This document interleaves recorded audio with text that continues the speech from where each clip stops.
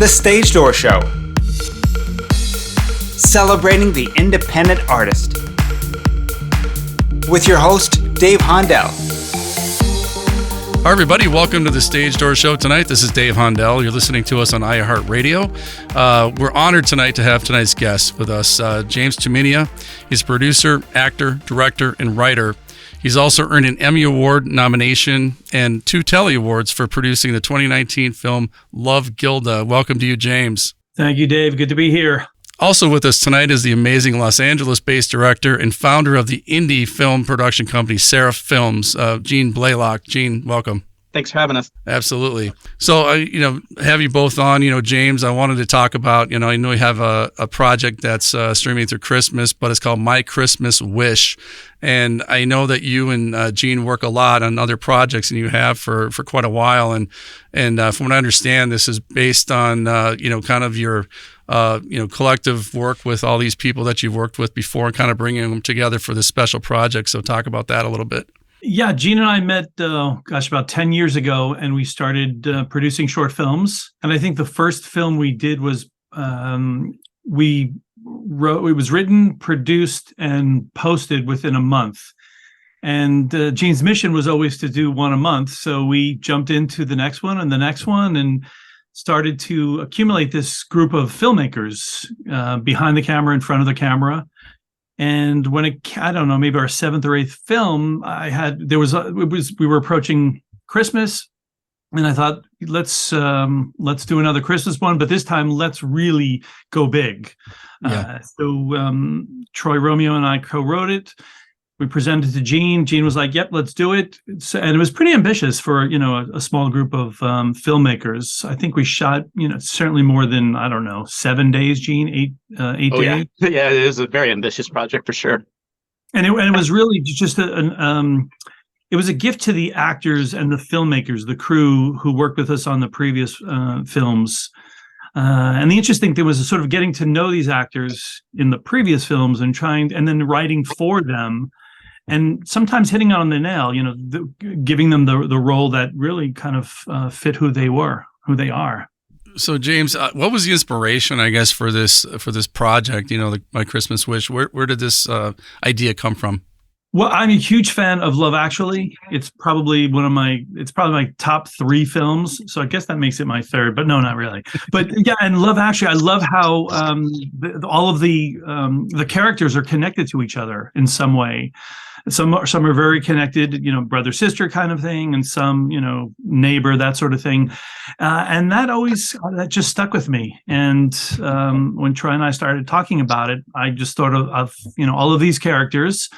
And maybe they're all connected, just like, we are, in the world, we're all connected to each other, and, good or bad, we have to live on this planet and make it bearable. So that's what, that was the inspiration, watching Love Actually and falling in love with it. I think right now, Christmas movies in general, just holiday movies in general, I think no matter who you are, you turn on the TV, you can't help but fall in love with holiday movies of any kind, and they're timeless. If you think about these movies can live on for years and years and years, just like a song would. Mariah Carey is a perfect example of, if you're going to do something in the arts, do something with Christmas theme or a holiday theme, because it'll live on for years and years, right? Absolutely, yeah. I've always been a big fan of Christmas movies like Home Alone and Elf, Miracle on 34th Street. But for a while there, it wasn't cool to like them, or at least admit that you like Christmas movies or holiday theme movies. I'm not sure if it's completely cool anymore to admit it, but a lot more people certainly have jumped on the bandwagon. And those perennials, they're still favorites, and people still talk about it and schedule nights with their friends or their family to watch Home Alone and Love Actually and maybe My Christmas Wish this year. And next year, and then year after. Absolutely.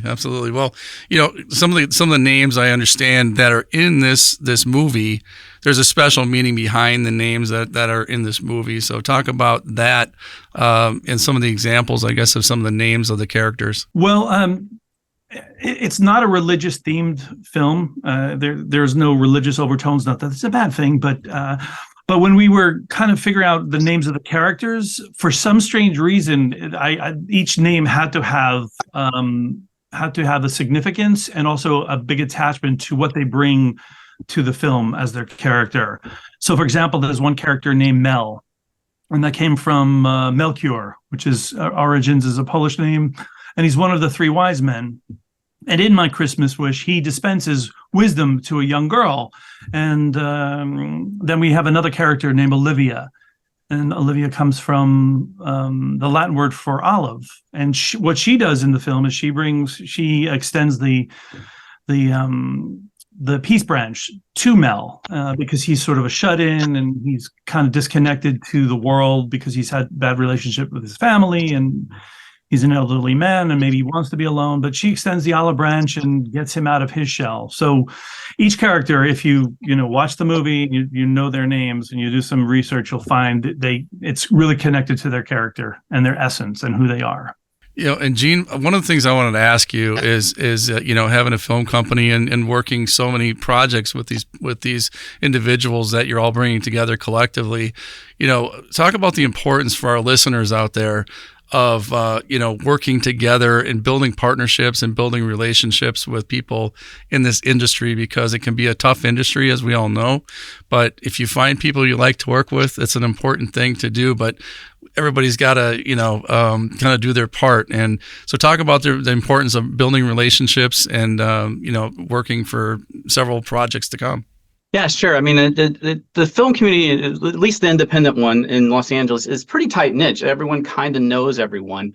And James was when I first started to get transition from music back into film, James was one of the first people that came aboard and has been there ever since, kind of as if nothing else, if he's not on a project with me, I can call him up and go, what do you think about this? Is this, how's this working? And over the years, we've been very fortunate to build a really strong team of people I still work with today. And these people have gone off, done other things, but yet we still keep in touch and like, oh, I recommended you for this project, or I recommend you for that project. And so sometimes the film industry gets the people in the industry can get a bad rap for things for attitude and stuff like that. But I haven't seen it personally. It's always been or at least the people that continue to work with us for over the years, we just kind of become like an extended family, if not an immediate family from when we're working.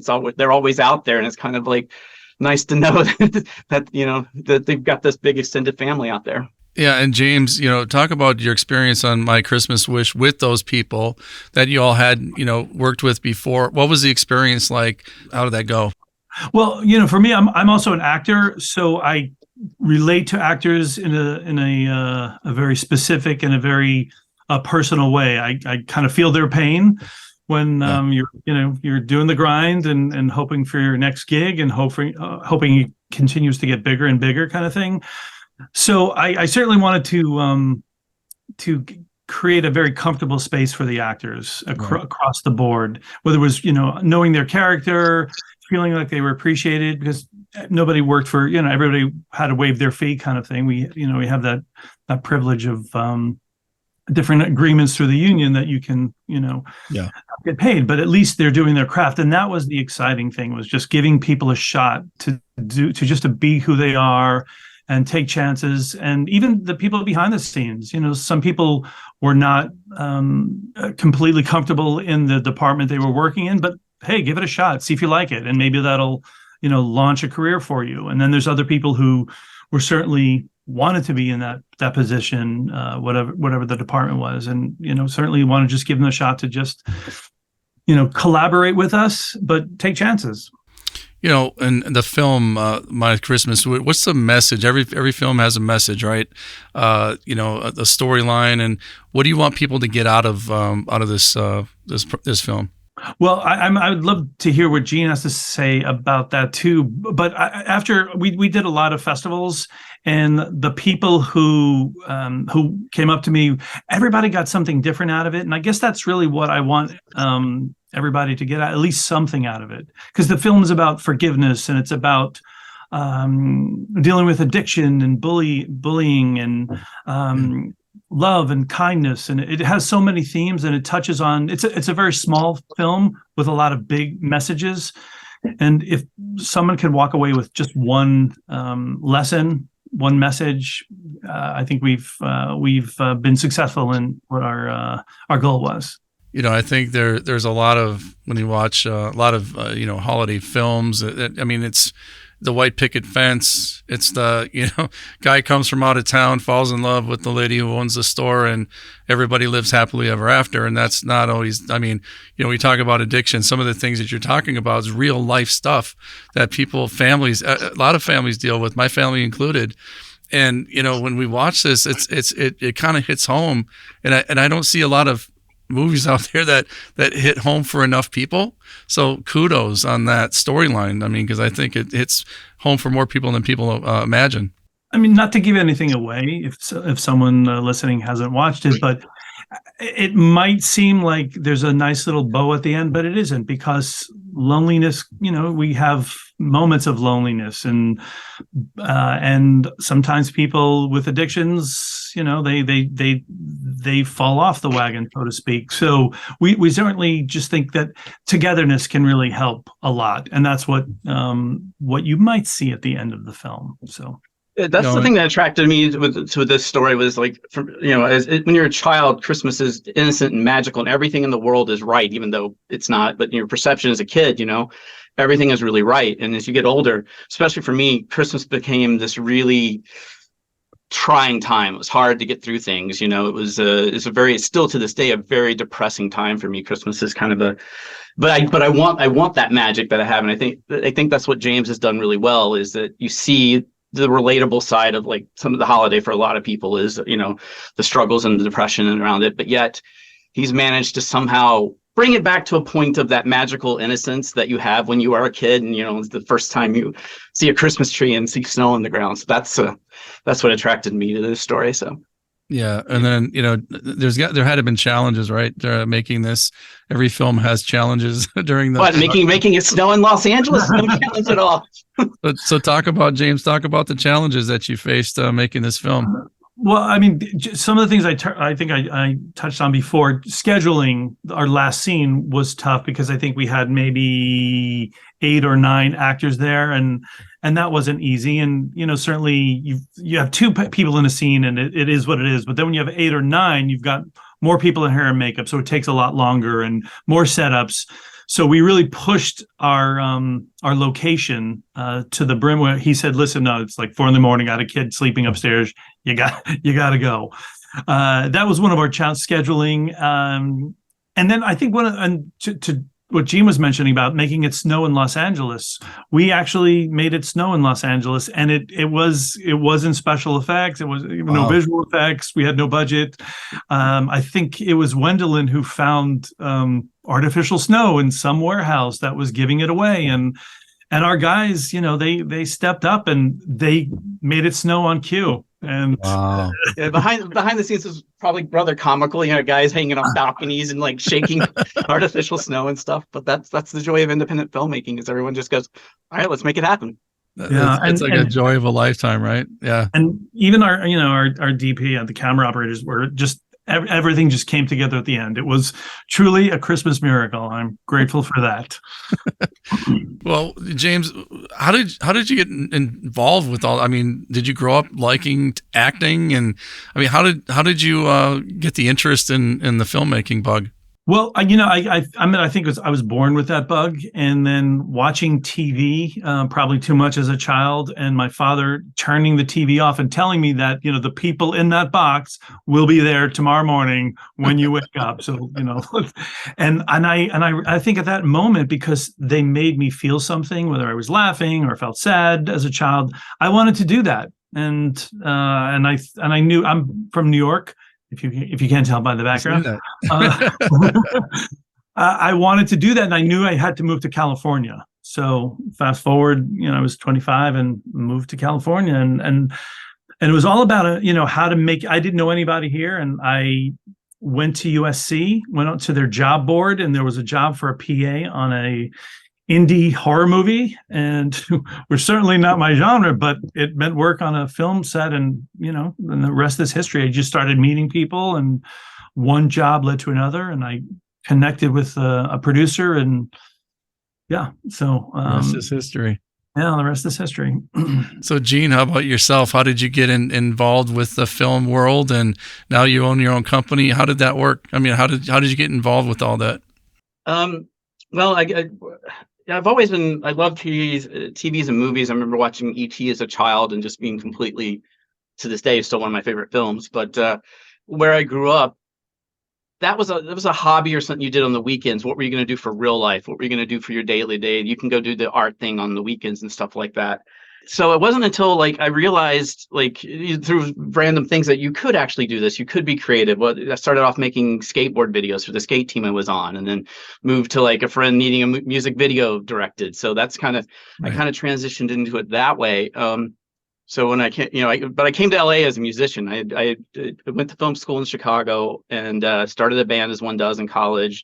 We were working with Capitol Records out here. So my guitarist and I made a move. And for the first, 7 or 8, 9 years out here, that I was just doing music full time. And then decided to take a little break from that because it was touring and stuff was getting kind of a bit mentally draining. And I thought, I'll go back to one of my other loves. And just for a short period of time, I had no intention of like not going back to music, just 2 or 3 months of like doing some short films. And that's when I met James, and it kind of just blew up from there to where, now we've done 5 features and a bunch of other stuff. So yeah, that's incredible. Both of you guys. I mean, what a path, and James, for our listeners out there, what kind of advice would you give that person that's maybe either in college or wants to do this as a career? What would you tell that person? I mean, what would be the biggest piece of advice that you would have? I guess I would tell people just to network the hell out of things, and not to be obnoxious about it, but get yourself seen and take chances. And if it and go up and talk to people who you admire, who you'd want to work with, and if there's no interest, then find the next one, because that's really important. Really connecting with somebody who can do something for your career. So if you're a really good PA, they'll move you up. If you want to enjoy a career in production, do that. And also, now with technology, it's all about creating opportunities for yourself. Create content. You see people, do it on TikTok all the time and creating little videos, but keep doing it and to hone your craft. If you want to be in front of the camera, and if you want to be behind the camera, well, then work with actors and help them create, their brand. You're all helping each other at that point, right? Absolutely, yeah. The phone isn't going to ring. You're not going to get that text, that sort of thing. You've got to, you've got to be the engine in your career. And Gene, as an owner of your own film company, what do you tell that person who has this ambitious project? Maybe they wrote a short film and they want to shoot something, but they said, I don't have any money. I'm broke. I want to get this made, but it's just not going to happen, I guess, because I don't have any money. I mean, what do you tell that person? Just get out there and do it. Everyone has 4K cameras in their pockets now. You can just, I got a 4K camera sitting in my pocket on my phone. And the first several films short films that James and I did, zero budget. I mean, we were like scrapping money together to pay, cast and crew to eat dinner and stuff like that. Like James said earlier, everyone was kind of just there because they loved doing it and stuff. So I think if that's your attitude these days, you should probably go do something else. If you're going to come up with reasons you can't do something, otherwise find out how to make it happen. Even if it's just you and your friends in the bedroom, your first thing you ever shoot isn't going to be, a blockbuster. So feel free to make mistakes, shoot it on your iPhone, learn how to edit, and then build your craft. And then, like James says, networking from there, you'll kind of meet people that, see how many hours you put in and hopefully help you along the way. Yeah, that's great advice from both of you guys. The other thing I want to talk about the film, I mean, there's obviously this has got a lot of attention, film festivals and so forth. So James, talk about some of the places that it's shown or is going to be shown at, and some of the accolades you've gotten so far. Well, we had our world premiere in New York, my hometown, which was very exciting for me because as a kid growing up in New York, it's all about Christmas in December there, as you can see in the background, with my virtual background. The city is just lit up. So that was exciting to bring it to New York in November. And then we were invited to go to the Monaco Film Festival in Monaco and just around Christmas. And that was just another thrill. And then we went to Sydney, and we got I got a Best Director award there. I say that with all Congrats. humility. Thank you very much. Which was a surprise because I had flown there for 36 hours just to support the film. Sure. And I think on my way back, I got a phone call. So that was an unexpected surprise. And then we played in Milan, in London, and then a town in the southeast of Italy. We went to Louisville, Kentucky. And we played at the Hollywood and Vine Film Festival, and it was one of those things where they even had some projection issues, and we were just sort of like cringing. Oh God, this is not. And we won the best short. So There you go. we hope it was for the film and not for enduring all of the technical glitches. But yeah, so it had a great festival run, and the key is one of the important things is get a distribution deal, and that's not always the easiest thing to do. And there wasn't a lot of short form distribution platforms back then, but there was this platform called Shorts TV. And in the coincidence that I work out at a gym that shares the parking lot with Shorts TV in Santa Monica. So I thought, well, one day morning I'm just going to walk in, give them the DVD and leave, and crickets. Never heard anything from them. And then about a year ago, they found us, and we haven't really, other than film festivals, the film doesn't have an online presence. So it's kind of, sometimes you have to wait for wishes, then it takes a little longer, but here we are on Shorts TV finally. So Santa heard the wish. It just, again, took him a little longer to get it to us, to grant the wish. Well, where can our listeners find you, or find the film, I guess, or find you and on social media or whatnot, websites? So talk about that a little bit. Yeah, so I know that if you go to the Shorts TV website, in the U.S. you can find the platforms that are here, but some of them are DirecTV, AT&T, Uverse, Google Fiber, and Hotwire. I've heard that it's on Amazon as well. Okay. But I guess, I think that the date, so we premiered on November 27th, but I think there's sort of a rollout on different cables and cable systems. And then we're also going to be in Europe and Asia. Wow. On that. But, Shorts TV is the place to go if you want more information on how to find the film. And then Gene, you can, Gene's website, Seraph Films website, we'll get information on that as well. Okay. Well, and we'll put that up on our Instagram as well, so our listeners can find it easier. So thank you for that. And before we go, we ask everybody this question, all of our guests. So, I'm going to start with you, James. Everybody wants to leave a legacy behind. Everybody wants to, when it's all said and done, when people think of you, what do you want people to walk away with? What kind of message do you want people to walk away with when they think of your name? Kindness comes to mind immediately. Kindness is needed 24/7, 365 days a year, and whatever. And so that's truly important to me. And also that someone that is just kind of is always out there, taking chances and seeing what happens. And I can't tell you how many times in my life, if I hadn't taken a risk or turned left instead of right, something wonderful didn't happen. So being open to things, say yes. That's great. That's great legacy. How about you, Gene? Oh, wow.